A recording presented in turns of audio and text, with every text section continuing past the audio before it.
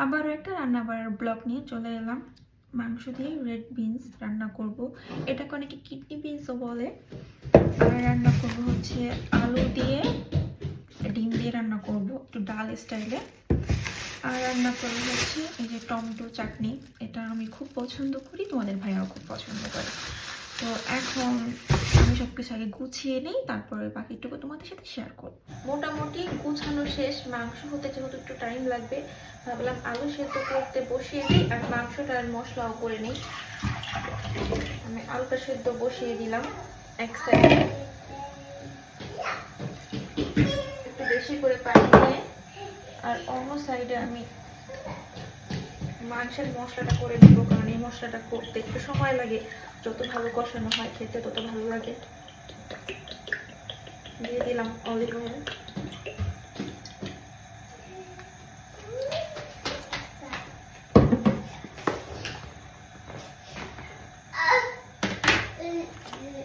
বেশি করে পেঁয়াজ দিয়ে দিব।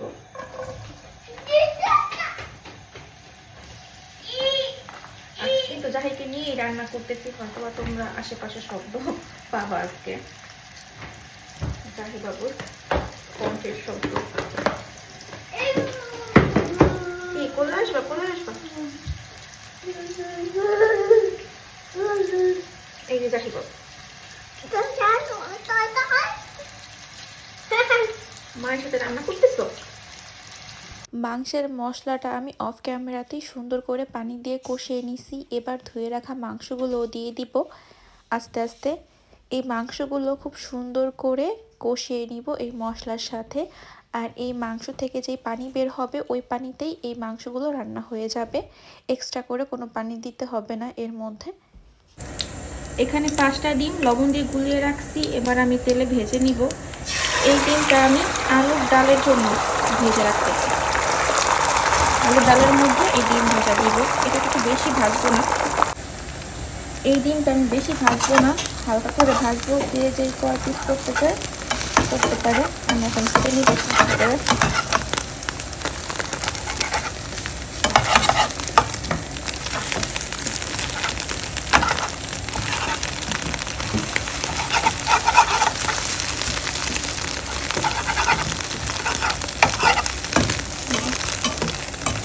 কেটে নিচ্ছি আমি এইভাবে ডিমগুলোকে ছোটো ছোটো করে। পেঁয়াজ আর রসুনটা আমি খুব সুন্দর করে ভেজে নিচ্ছি। এর মধ্যে দিয়ে দিব হচ্ছে গোটা জিরে। পেঁয়াজ রসুন আর গোটা জিরে যখন একদম সুন্দর করে ভাজা ভাজা হয়ে গেছে, এর মধ্যে এবার দিয়ে দিব এই টমেটোগুলো।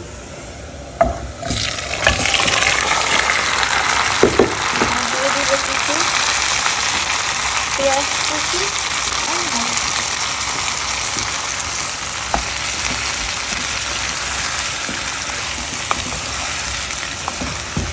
টমেটো চাটনির মধ্যে আমি একটু হলুদের গুঁড়ো আর মরিচের গুঁড়ো দিয়ে দিব।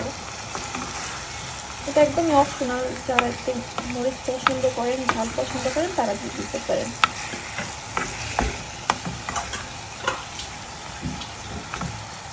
এই কিডনি বিনসগুলো এখন আমি ধুয়ে নিব ঠান্ডা পানি দিয়ে। কিডনি বিনসগুলো ঢেলে নিছি আমি। এবার আমি ঠান্ডা পানি দিয়ে এগুলোকে ভালো করে ধুয়ে নেব। এই ক্যান থেকে বের করে আমি একটা জালিতে নিয়ে সুন্দর করে ঠান্ডা পানিতে ধুয়ে নিছি কিডনি বিনসগুলো। এগুলো কিন্তু অনেক বেশি নরম। দিব আর নামিয়ে ফেলবো। মাংস আমি খুব সুন্দর করে কষিয়ে রান্না করে নিছি। এই যে মাংস কিন্তু একদম পুরো সেদ্ধ হয়ে গেছে। এর মধ্যে দিয়ে দিব আমি কিডনি বিনসগুলো বা লাল বিনস। এগুলো দিয়ে একটু কষিয়ে নিব।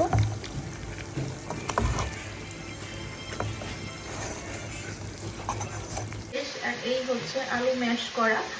এটা এখন এই মশলার মধ্যে দিয়ে দিব। এই মশলাতে সব ধরনের মশলা দেওয়া আছে।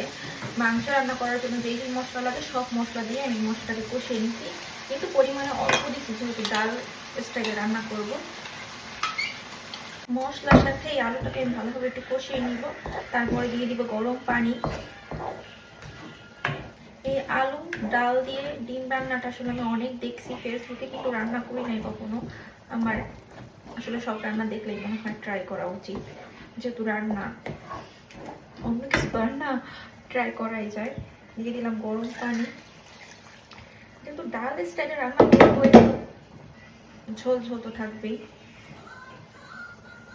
এটাকে আমি পরে আবার বাগারও দিব।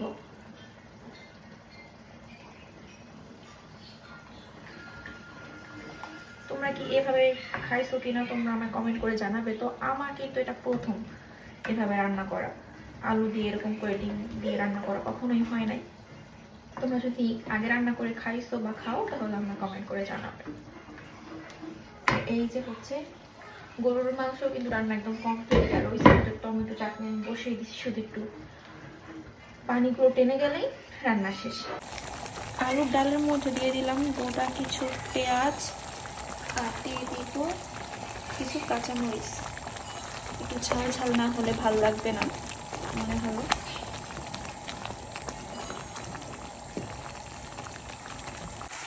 টমেটো চাটনি কিন্তু একদমই রেডি। দিয়ে দিলাম বেশি করে ধনিয়া পাতা।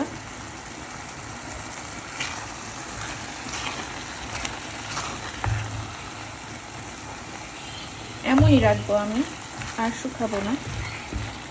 এই টমেটো চাটনিটা যে কি ভালো লাগে আমার খেতে।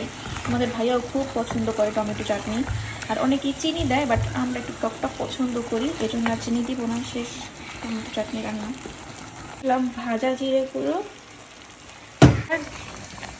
এই আলু ডালটা অনেকক্ষণ জাল করা হয়েছে, এবার এর মধ্যে যে ডিমগুলো দিয়ে দিব। ছোট ছোট করে কেটে রাখছিলাম আমি এই ডিমগুলো।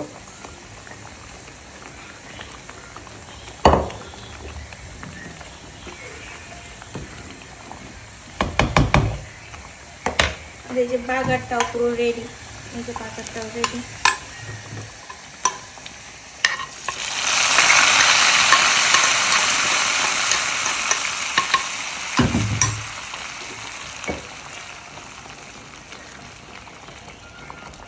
আলু ডাল ডিম দিয়ে একদমই রেডি।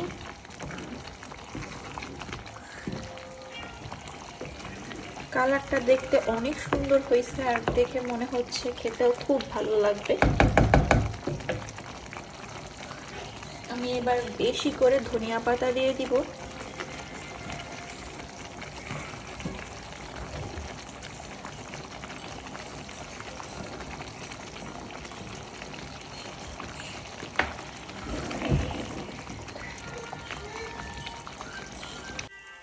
সব রান্না এই যে শেষ। গরুর মাংস দিয়ে কিডনি বিনস রান্না করছি, আর হচ্ছে টমেটো চাটনি, এটা খুব পছন্দ, অনেকবারই বলছি। আর এটা হচ্ছে আলু ডাল ডিম দিয়ে, জীবনে প্রথমবার ট্রাই করব। দেখে তো মনে হচ্ছে খুব মজা হবে। আজকে মোটামুটি 2 থেকে 3 দিনের রান্না করছি। আজকে দুপুরে খাওয়া দাওয়া করে তারপরে বাকি খাবারগুলো বক্সে করে রেখে দিব ফ্রিজে। তোমাদের কাছে পুরো ভিডিও কেমন লাগছে তোমরা কিন্তু কমেন্ট করে জানাবে। যদি ভালো লাগে আপুকে ভালোবেসে লাইক কমেন্ট শেয়ার করে দিবে। আর তোমরা কি টাইপের ভিডিও দেখতে চাও তাও আমায় কমেন্ট করে জানাবে। ভালো থাকবে, আল্লাহ হাফেজ।